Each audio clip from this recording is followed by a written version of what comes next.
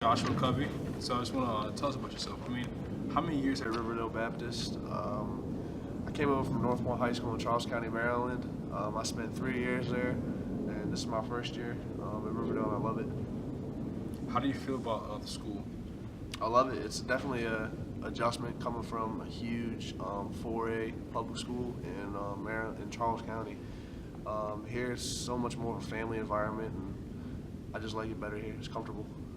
Um, what are some of the pros and cons of the school about how teachers and administrations go about doing things? Everybody has their, you know. Yeah, there's really no cons that I see. I mean, this school is all pros to me. From day one, they've treated me like I was here for 4 or 5 years, and I mean, you can't get any better than being here. I mean, the teachers go about every day in some new way. They always try to put new curriculum in. It's nice. If there were two things you would like to bring to improve Riverdale, what would they be? Um, Two things that can improve Riverdale. I think we should have longer study halls. That's what I would say, just to get some a little bit more studying in for for exams and stuff like that, or longer study halls to put more influence of like God in your life and stuff. How has your faith in God grown in Riverdale? If so, how so? Well, going from a public school, we don't hear about God at all, and you kind of have to do it on your own time, which I was doing a little bit. But coming here, it's just my faith has grown so much where I put my faith in God all the time. I know He's going to get me through anything. Well, everybody knows you're a pretty talented athlete, and you have committed to play at Longwood University next year. But I mean, as far as athletically comes to academic, how has the school prepared you for college? You feel as though? The school has prepared me greatly for college. Academically, this is probably the best academic year I've had in high school, and it's just all to my teachers. My teachers push me, and I just try to succeed for my teachers. Baseball-wise, coming to school, the coaches definitely pushed me through a lot of stuff. I had a lot of challenges going through this season with some stuff that happened to me, and they were right by my side the whole time, and like my teammates, they were by my side also. So it definitely helped me going to college. All right, thank you. Appreciate it, Josh. Thanks, buddy. So we have Pastor Everhart here, one of the pastors here at Riverdale Baptist School. Just give us like a little take about what you think on the school, how like students have grown spiritually, being a pastor here, and see like kids growing their faith. Well, I think my specific role in the school is chaplain, and so through chapels, with Pastor McBride and several area pastors, we've had the opportunity to watch students. A lot of them actually accept Christ here at Riverdale, and then to watch their faith grow through the chapel process, getting involved in chapel, whether that's in the praise team, or whether that's praying in chapel, or whether that's getting involved in the drama of chapel, all different aspects that go along with chapel, where you see their faith grow as they move toward that senior year. And then senior year, it kind of culminates actually with senior chapel, where senior chapel, you get to see a little bit deeper into where the seniors have been, even though they may not have been on stage or in front during their 4 years here. In that one chapel, you kind of get a little bit snapshot of what they've learned and how they've grown, especially grown close to Christ. Mm-hmm. Now, what would you say to like any parents thinking about sending their kids to Riverdale, any like 8th graders or new kids come in and want to transfer to Riverdale, like how this fit them and like to be the right choice for them? Well, one of the things you're going to get at Riverdale that you're not going to get for sure in the county schools specifically, and a lot of other private schools as well, is that very close one-on-one conversations and teaching from the teachers and administration. It's really cool to see Mr. Harrison out in the hallways all the time, right, talking to students and really getting to know them. And it's not just about you being a student here at Riverdale. It's about the person that you are, and us as a staff and administration personally watching you grow and personally being invested in your life. So it's more than just a school. It's really a relationship that we like to build with students that goes well beyond their time at Riverdale. As being chaplain, if there's one thing that you would bring to Riverdale, what would it be? One thing new? One thing new that you would bring to Riverdale. Again, for chapel, it's to continue to get more and more student involvement. The more student-led activities that we have, we've had FCA in the past, Fellowship of Christian Athletes. I'd like to see that come back, and other organizations like that that are not just the once-a-week chapel, but they are happening all throughout the week, whether it's a discipleship or whether that's just a prayer time, which we do have several of those in the past, but even breaking that down and making that a little bit more intentional to help continue that spiritual growth of our students would really be a big part. So thank you, Professor. I appreciate it. No problem. Can we my teammate here, Brandon Ernest? He's been here for a couple years now. So, B, tell us how many years have you been at Riverdale Baptist School? I've been here for 4 years. Started here as a freshman, worked my way up until a senior. How do you feel about the school? It's fun. It's a lot. It's a small school, so you get a lot. You know everybody. You know all your teachers, all the students up from 9th to 12th. It's kind of like a family around here. It's good. What are some of the pros and cons of the school about how teachers and administration go about doing things? Some of the pros are like teachers go one-on-one with you. They try to help you succeed and go into college. Some of the cons might be some busy work, but other than that, it's just a good environment, and teachers are really good here. If there is one thing or one or two things you'd like to bring to the school to improve, what would they be? Probably longer lunches and longer times in between classes, so we can have time to go to the bathroom in between classes or talk with some of our friends before class, and then longer lunches to, really hang with our friends and just chill. We know chapel Thursdays is a big part of our culture in Riverdale. And, you've been here, seen all the chapels and everything go down. How has your faith in God grown at Riverdale? It's grown pretty well because I got saved during one of the chapels, so that was really good and that was touching. And I just enjoy the chapels. I can't wait for Thursdays because I can't wait for Pastor McBride and Pastor Everhart to give us a good sermon. God has blessed you with talents to play baseball, and you would play at the next level at Farmingdale State College. And, as far as athletically, but how has God, the school prepared you for college? Well, the school prepared me for college by, pushing me and giving me, all the things that I can to be successful. And baseball-wise, coaches, they keep pushing me every practice, every day, no matter what it is, whether it's hustling hard or going after every fly ball or running out of ground ball, they always help you and they always try to make you succeed. Thank you, B. Appreciate it, man. Thank you, Matt.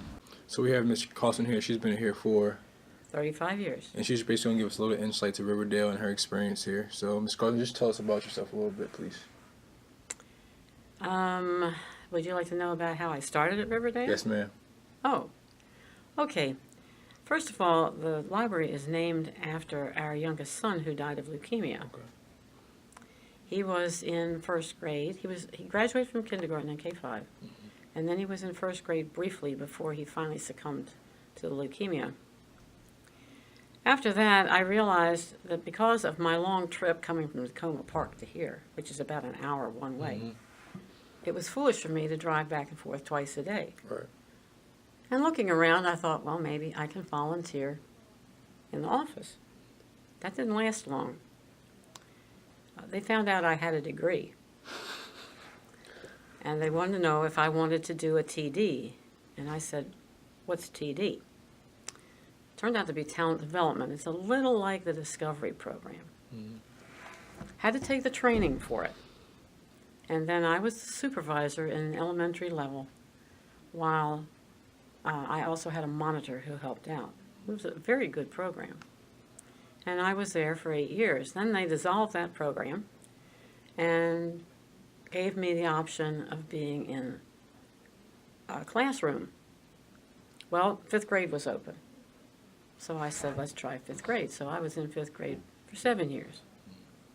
Mr. Hockenberry was the administrator at the end of that time, and our librarian, Miss Ehrig, was headed for North Carolina. So he offered me the library position. And my husband and I prayed about it and thought about it and figured, yeah, let's try it. So that was 20 years ago, and I've been here ever since. Librarian for me is really a thing I like. I'm into organizing and I can see. keeping things straight, and it just feels like me to be here. Now, of course, we're in the process of moving from the library part into the media center part, and that's a big project which, for the most part, I know the most about, getting it down to a size that we can use for a media center. I don't know where we're going with it. I'm just trusting the Lord to do it. People want to know when I'm going to retire. I get that asked regularly. And I tell them I don't know. When the Lord moves me, that's when I'll know it's time to go. Don't go ahead of the Lord. In the meantime, I've also been teaching K-4 Sunday school here for 41 years. A lot of time. We started in the old church soon after we joined. Ron Seacrest was our teacher in Sunday school, and our adult Sunday school had been encouraged to not just sit. You weren't sit to you were sit to serve and not to save.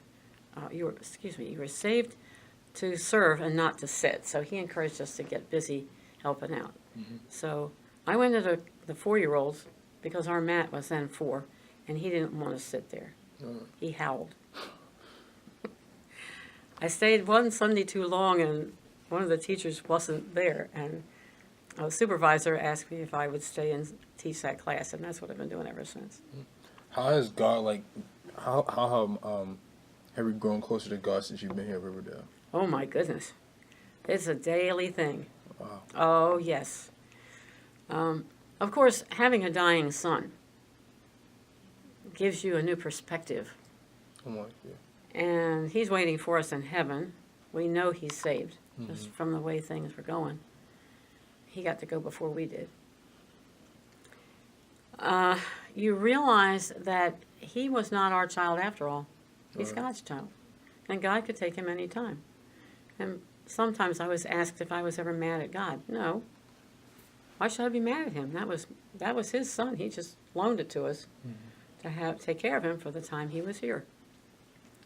All 3 of our sons are grown, married, and have families of their own. And all 3 of them went through Riverdale, graduated from here, and have their children in Christian schools. And so we have 3 living sons and 9 grandkids. And the grandkids are beginning to grow very well in the Christian faith, thanks to their pop-up and me steering them. Thing. Oh, yeah, it's a growing thing. Mm-hmm.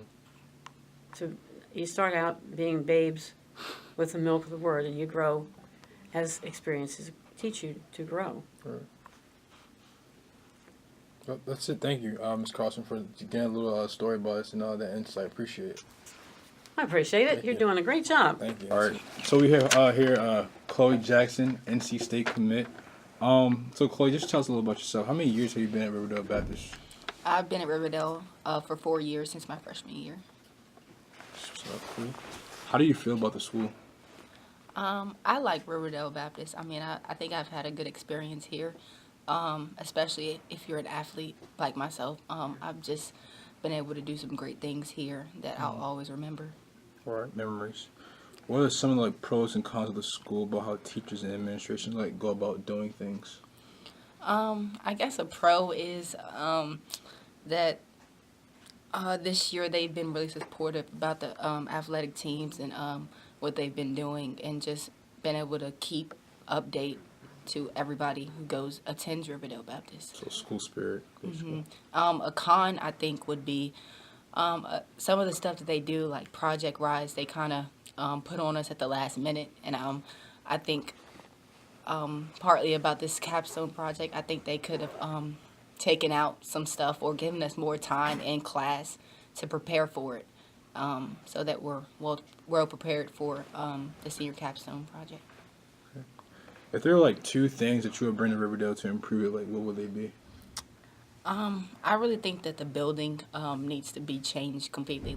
I think that the media center should be a bit bigger, where people are able to come in and out and be able to work on school projects in school, and be able to have enough time and places to actually do that. I would also try and improve the gym area, maybe get a new facility, and I think that would be it.